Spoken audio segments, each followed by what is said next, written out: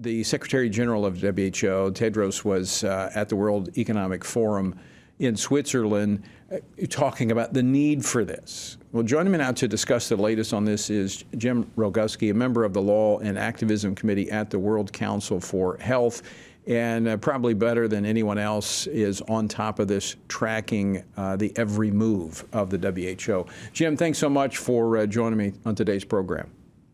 Well, thank you very much for having me. And, do you want to talk about incompetence on a national level, international level, or would you rather talk about fraud? All the above. Because they've got it all going on. We're talking about WHO. It's all the above. Exactly.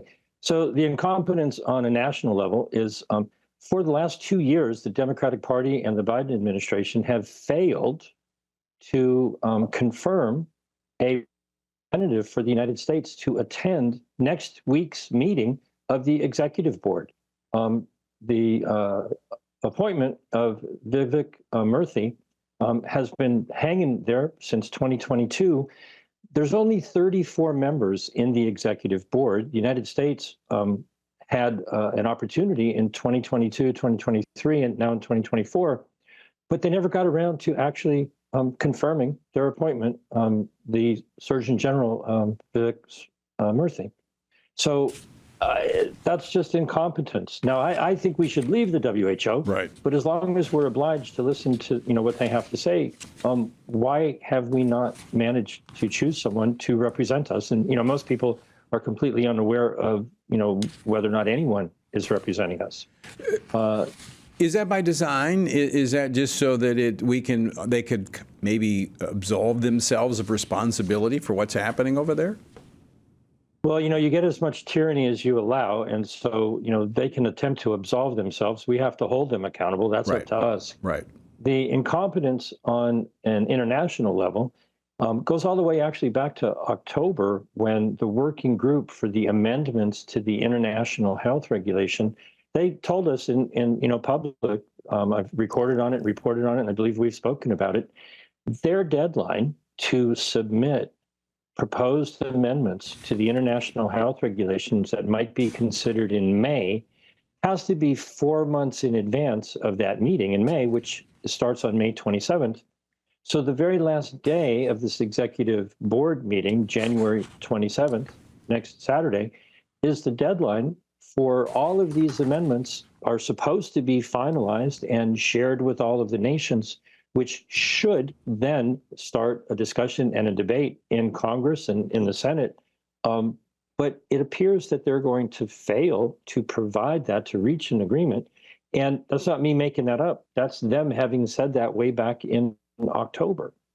If they fail to submit what they want to discuss 4 months in advance, they don't get to be like Nancy Pelosi saying, oh, just vote for it. You can read it after we've passed it, because they have in Article 55 a rule that says they have to give 4 months notice. But who will hold them accountable?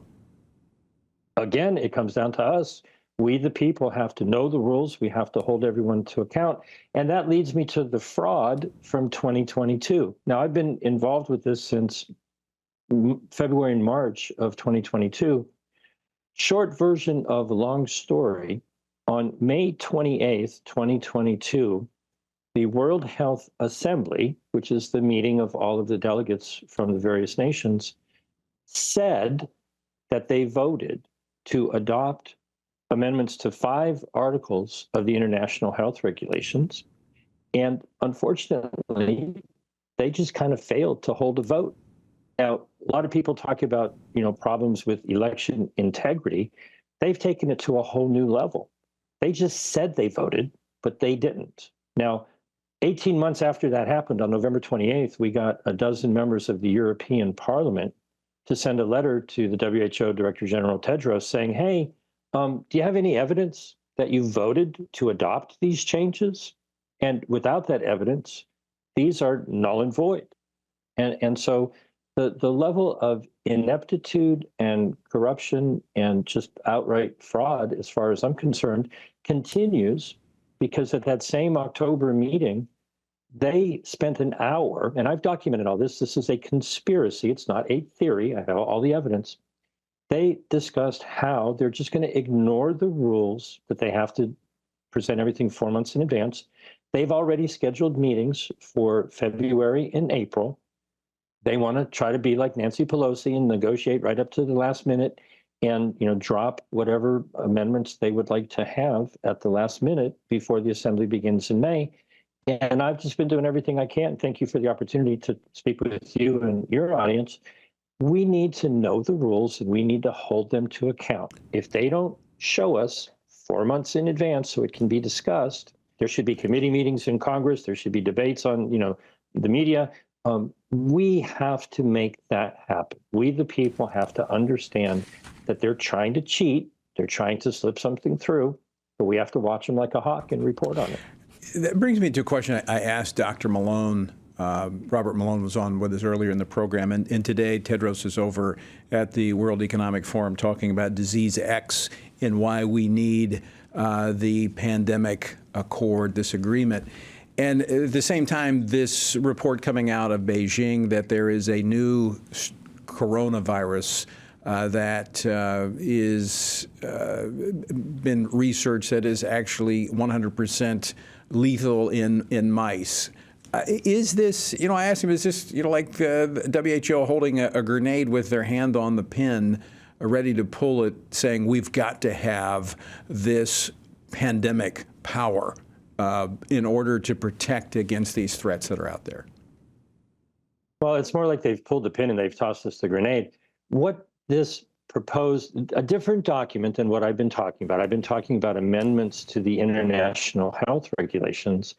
But with the proposed pandemic, now they call it an agreement, but it's really a framework convention, that has been, the intergovernmental negotiating body has been sent back to the drawing board, and they are busy rewriting that document. That is a little bit on the side burner because their meeting isn't until the end of February. They were told by the many nations, go back to the drawing board and do a rewrite, because many of the nations are not happy because the bureaucracy is not listening to what the nations have submitted and said they want in the document, which may actually be good, because what they're trying to set up is what they call a pathogen access benefit sharing system. They want to spend billions of dollars seeking out the next pathogen with pandemic potential so that they can cook up more drugs and jabs and fearmonger more people. That isn't how you would try to stop the next pandemic. Right. That's actually how you would build out the industry that profiteers from it. Exactly. Who would then want it? Because this is what they've been made for. This is that's their purpose.